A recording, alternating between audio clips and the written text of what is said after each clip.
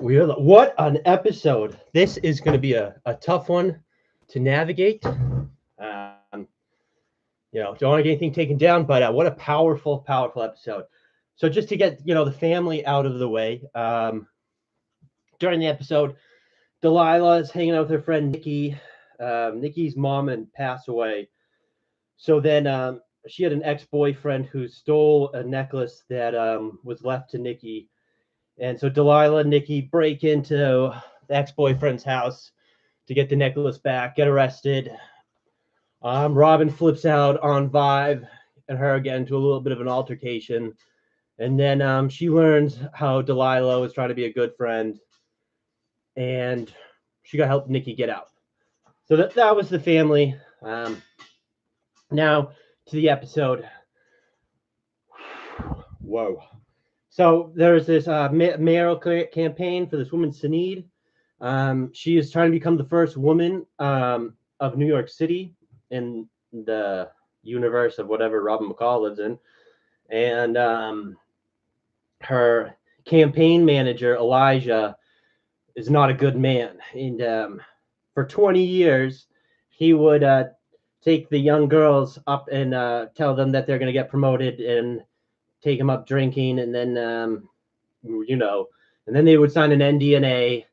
And finally, in this episode, a father came forward. It was like he knew something was wrong with his daughter, so he got in contact with Robin McCall, and she got on the case. And it struck close to home with Jewel and Harry, and it became very personal for Robin. And she the young girl who came forward tried to take her life, and she was lying in bed, and Robin's like, "I'm gonna get this. I'm gonna get him." And she's like, "I'll see it when I believe it," or something.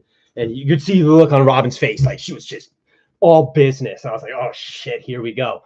And she got in contact with Detective Dante, pulled some of the old case records. They kind of chit chat, but I don't know, I can't be releasing the names. It's against the law.